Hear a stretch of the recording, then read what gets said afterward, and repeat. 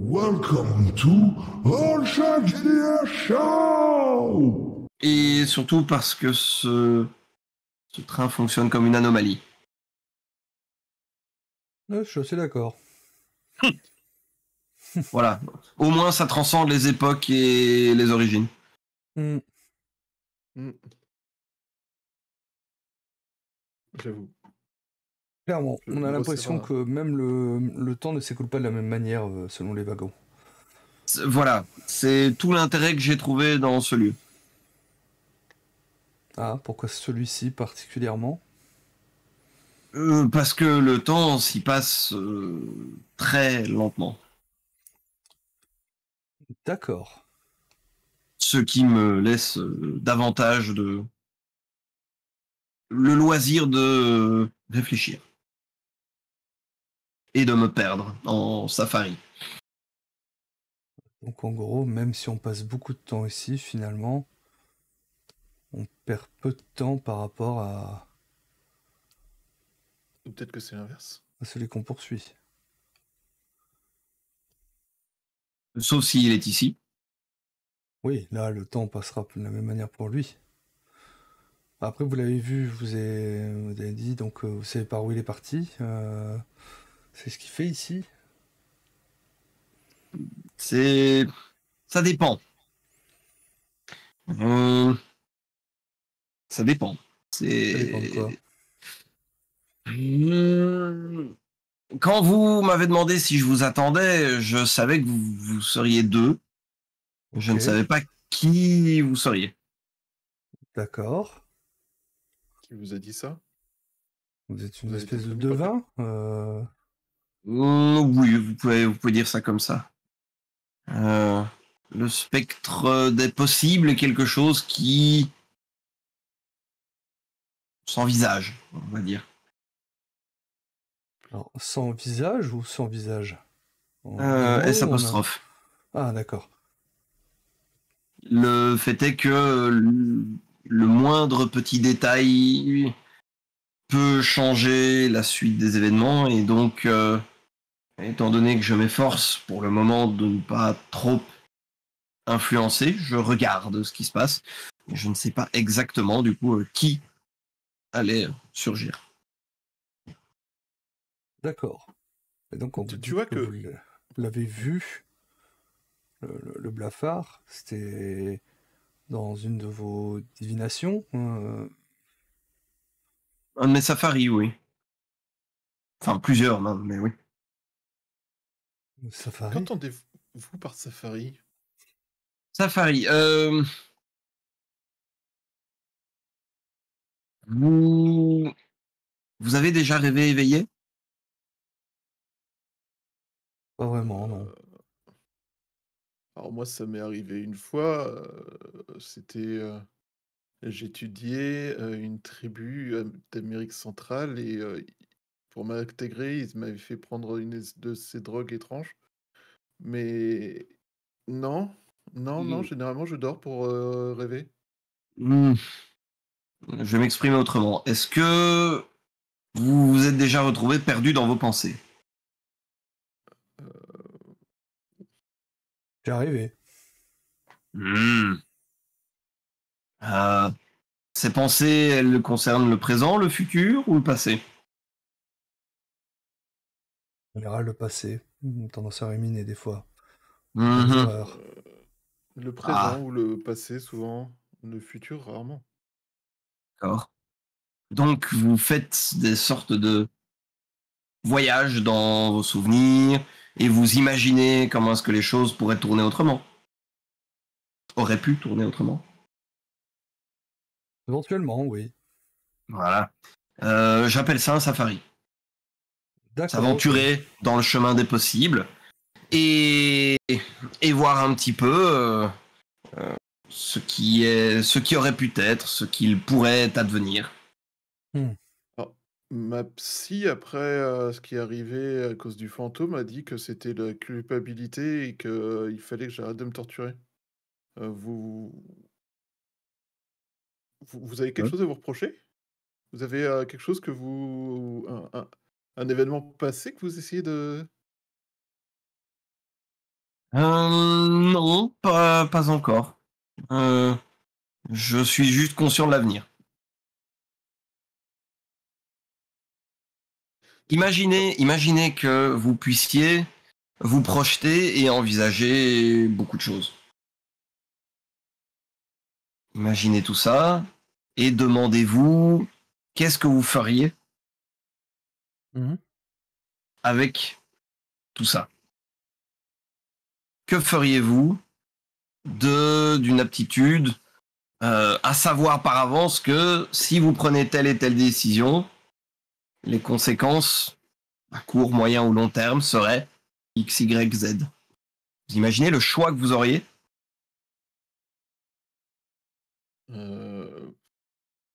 Ben, tu vois que Karl, il commence à décrocher, mais pas dans le sens, c'est trop compliqué pour moi, je suis un peu stupide, mais plutôt dans le sens de, ouais, enfin, c'est ce que font toute personne qui imagine qu'il va gagner au loto, mais je suis pas sûr que ça ait un vrai impact sur leurs décisions, non? Il a Moi, je l'air suis un perdu. peu, dubitatif. M'enfoncer dans ma chaise. Ouf, tu sais, il m'a donné mal au crâne, lui. Pour des façons de... Oui, le thé est un petit peu fort. Ouais, c'est un sacré Earl Grey. Tu vois que Karl se lève et commence à tourner un peu autour de la clairière, on va appeler ça comme ça, où on est, Oui. en regardant autour et tout ça, je sais pas, il a l'air d'un peu soit de réfléchir, soit d'essayer de... Alors, Ça va, Karl? ouais, c'est bizarre, parce que je suis désolé, hein, mais par rapport à ma conception du monde et tout ça, ça me semble vraiment difficile à concevoir ce que vous me décrivez là. Rêvasser, tout le monde le fait un peu enfin, de temps en temps. Alors, Qu'est-ce que je ferais si t'arrives ça... à concevoir des wagons où il y a un festival de Venise, un wagon où t'as des mecs avec des bras cybernétiques, mais un gars, en fin de compte, qui repense un peu au champ des possibles, là, là tu te dis, non. Non, ce serait de pouvoir choisir. C'est l'idée de voir le champ des possibles et de pouvoir choisir lequel est le bon, qui me paraît étonnant. Alors, Lequel oui, est le mais bon? Non, il faut pouvoir choisir lequel vous allez imposer à la réalité. voilà. Lequel va se matérialiser. C'est- En fait, moi, j'ai l'impression de voir quelqu'un qui dit « Ah oui, j'avais raison !» après qu'on lui ait dit quelle était la réponse. Et ça, c'est C'est pas ce qu'il a étrange. dit. Je suis curieux de voir. Alors, en fait, j'avoue, un carnaval de Venise au milieu d'un train, quand tu rentres dedans, c'est simple, t'as pas le choix. T'es dedans. Ouais. C'est pas un truc... Je sais pas, c'est pas un truc imaginaire, t'as pas le choix, c'est devant toi.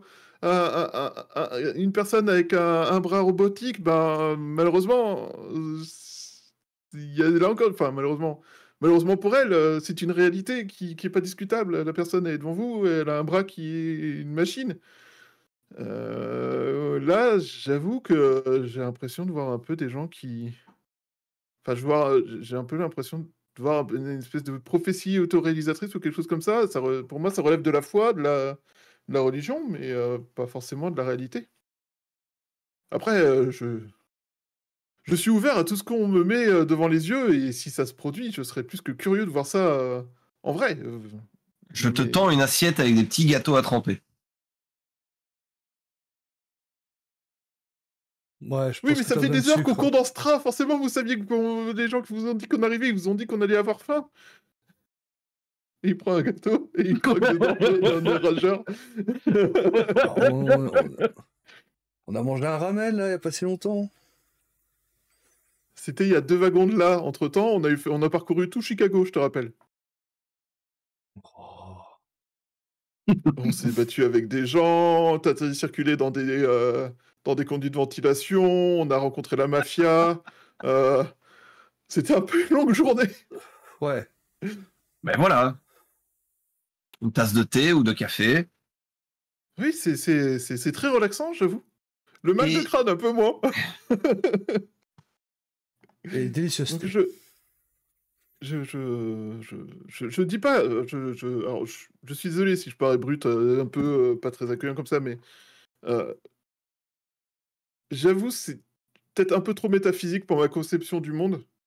Donc si vous pouvez me montrer ça en action, je serais plus que ravi d'apprendre que ça existe et d'y croire. Mais malheureusement, pour l'instant, j'avoue que c'est comparé à toutes les autres choses où on n'a pas eu le choix, c'est un peu Le choix, c'est c'est vous mettez le doigt sur le problème. C'est très facile de ne pas avoir le choix. C'est confortable. alors confortable, quand vous rentrez dans un wagon et que vous êtes dans une ville, j'avoue que le confort est assez limité. On se retrouve quand même face à pas mal de choses à intégrer. Mais, Oui. mais c'est simple. Par contre, c'est simple Voilà. en effet.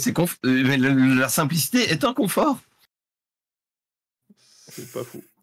Jamais à ce point-là, je concède volontiers. C'est La confortable simplicité est d'être un simple et confort. simple, c'est bien. Imaginons que je puisse vous donner ou que vous ayez vous-même la conviction que si vous tournez à droite, vous arrêtez cette personne que vous cherchez Ouais, et vous sauvez la vie de millions de personnes. ouais. Mais vous en condamnez des millions d'autres. Ah. Ouais, c'est moyen. Dans ce cas-là, vaut mieux rester immobile, non? Ou tourner à gauche? Je te resserre du thé. J'ai l'impression de recevoir des bons points là, à l'école. Le renforcement positif, c'est la petite sucrerie qu'on donne aux chiens. Vous êtes en train d'essayer d'utiliser la technique de Pavlov sur moi là, non? Moi, je reconnais hein, le biscuit à chaque fois que quelqu'un dit quelque chose de juste. Non, on connaît, hein, c'est la méthode de Pavlov. C'est du dressage, ça, monsieur. Ouais, en fait, t'en as déjà mangé 3 quand même. Hein. J'ai faim, ok, j'ai faim. Je ne vois pas ce que vous voulez dire.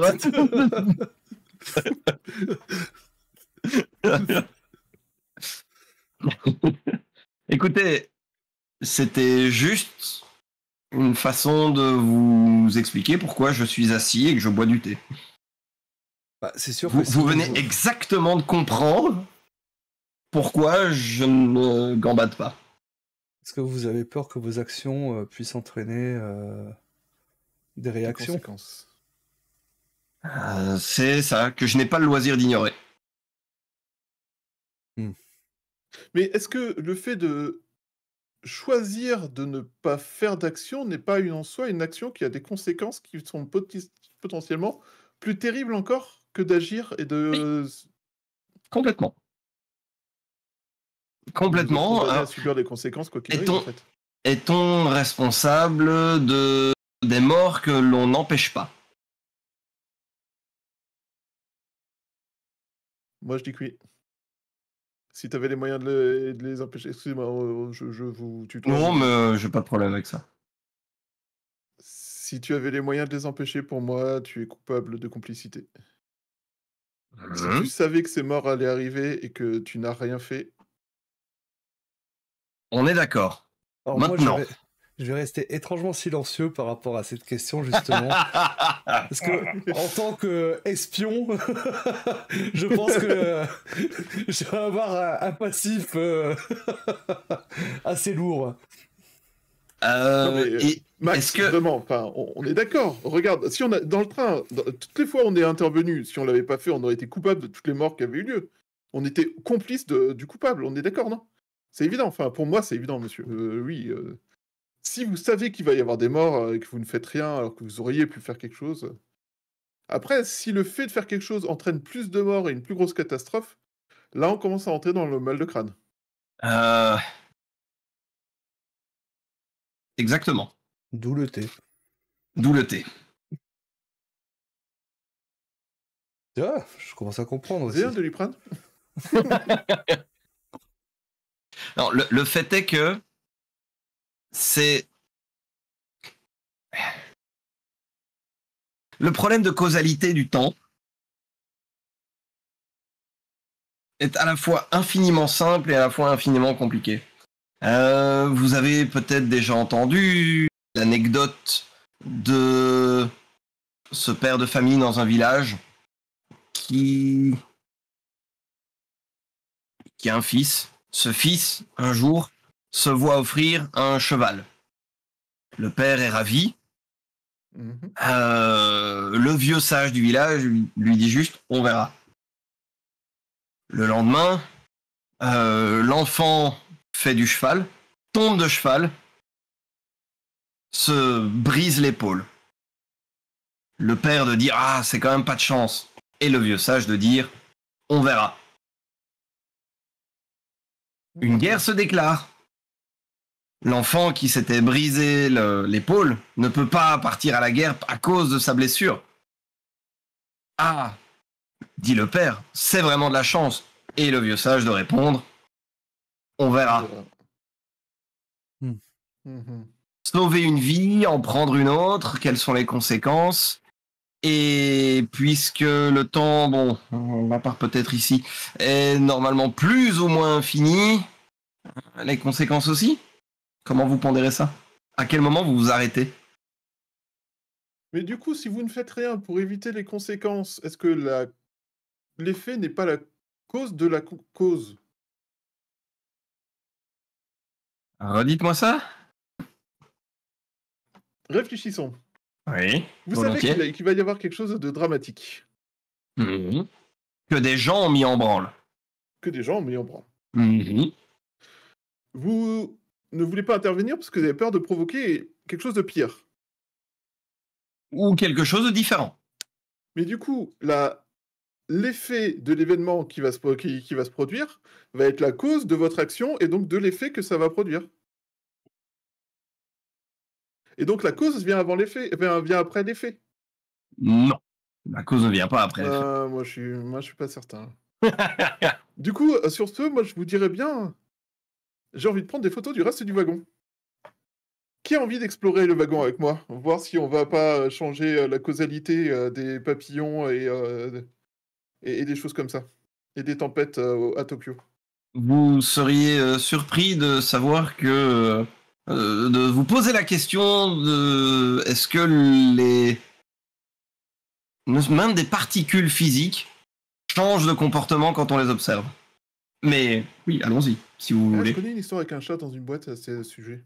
Voilà, c'est ça. Exactement. N'empêche, les scientifiques, qu'est-ce qu'ils sont tordus quand même. Et donc, Max, En même temps, qu'est-ce que t'en penses? je suis Ah, quoi effectivement, je suis particulièrement curieux de savoir ce qui vous motive vraiment dans l'arrestation de cette personne. Tous les deux. Je suis curieux. Dans l'arrestation de cette personne, ou c'est Et- simple. Moi, je Oui. veux l'empêcher qu'il cause du mal à d'autres personnes. Il est le responsable des plus grands drames de ma vie. Il est hors de question que je le laisse imposer ça à qui que ce soit. Et que je le laisse continuer à répandre le sang, la mort et la souffrance. Donc il faut l'arrêter. Et vous ne croyez pas qu'en faisant ça, vous pourriez provoquer pire?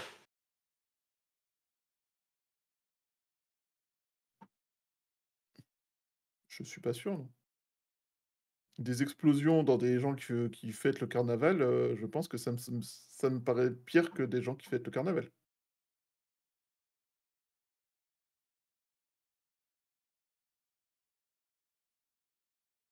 On retourne du coup vers Max et j'attends de voir. Alors, c'est mon devoir. Il est à l'école.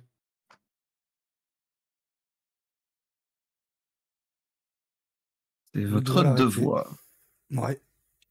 Devoir envers qui? Envers ma nation. Envers ceux qui m'ont fait confiance et ceux qui m'ont donné les ordres.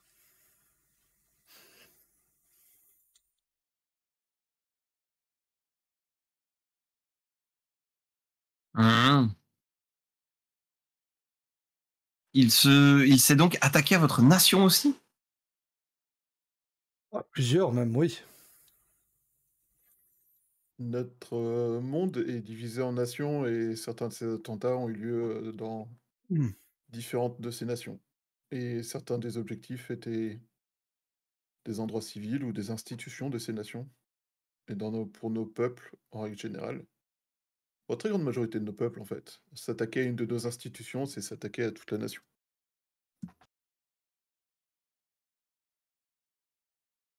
Et il n'a rien revendiqué.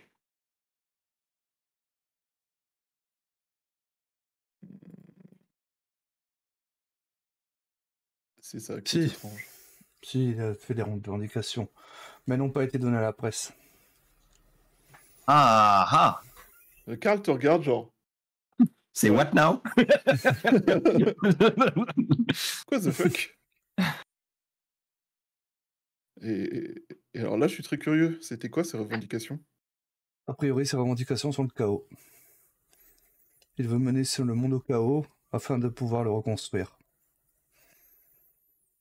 Il reproche quoi au monde tel qu'il le connaît? De ne pas trouver sa place.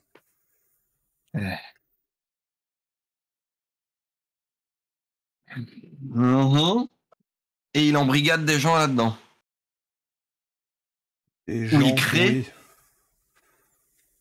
Oui, je ne se sais crée pas des comment. Je ne sais pas exactement comment il a pu les créer, comment il a pu faire ça, mais oui, a priori, il a des gens qui le suivent aveuglément.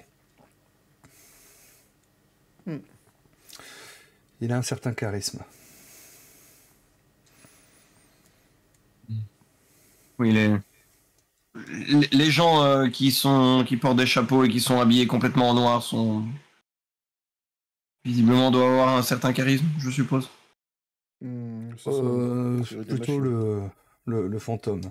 J'ai l'impression que c'est plus des machines. Hein. En tout cas, dans le wagon technologique que nous avons traversé, personne qui nous a aidé justement à pirater leur logiciel. Hmm. Donc c'est pour ça que nous pensons que ce sont plus des machines que des hommes. D'accord. Mais j'avoue que ça dépasse notre niveau technologique, donc je ne sais pas comment il a pu acquérir ceci. Et pareil, apparemment, il serait aussi responsable de l'attentat sur d'autres planètes. Alors que nous avons... Alors que nous ne connaissons même pas cette planète nous-mêmes, donc... Dans mon époque, tout ce qui est robotique, non, c'est pas quelque chose de très très accepté.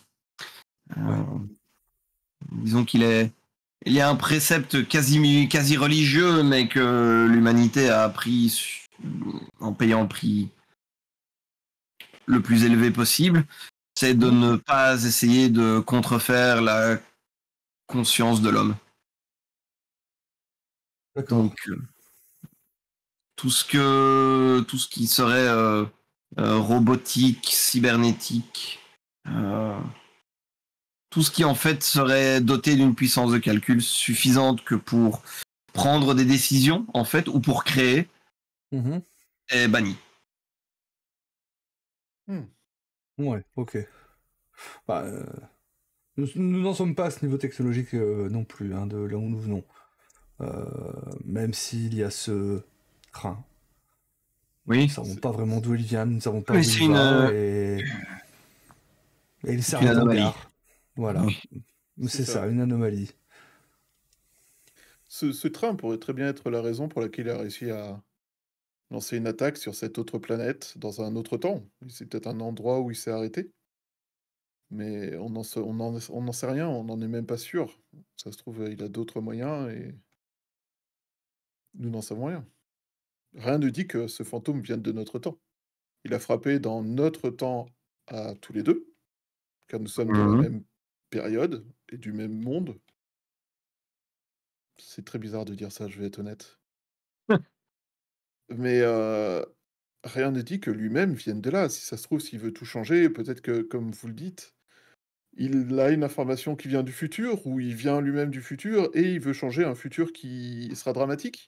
Et donc l'arrêter pourrait être peut-être le pire, mais en même temps, si pour redémarrer son futur, il a besoin d'exterminer toute vie sur la planète, peut-on vraiment le laisser faire? À ce moment-là, vous comprenez ma question qui se résume en fait à non pas choisir combien vont mourir et essayer de se dire que si on fait de l'utilitarisme, on va essayer de tuer le moins de personnes possible, mais en fait, ça revient à choisir qui va mourir, pas le Oui, nombre, mais aujourd'hui, nous juste n'en qui. sommes même pas là. Aujourd'hui, nous en sommes à essayer de récolter des informations, et si nous restons là à nous poser des questions, comment on a des réponses? Mais visiblement, votre confrère vous a caché certaines réponses importantes. Et il lui dit lui-même. Et il est dans un métier où apparemment, pour le bien de tous, il est nécessaire de cacher des informations.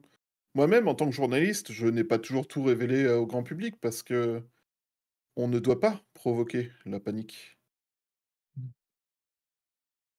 Et parfois, garder dans l'ombre, ça m'embête parce que je pensais qu'on avait une vraie relation de confiance.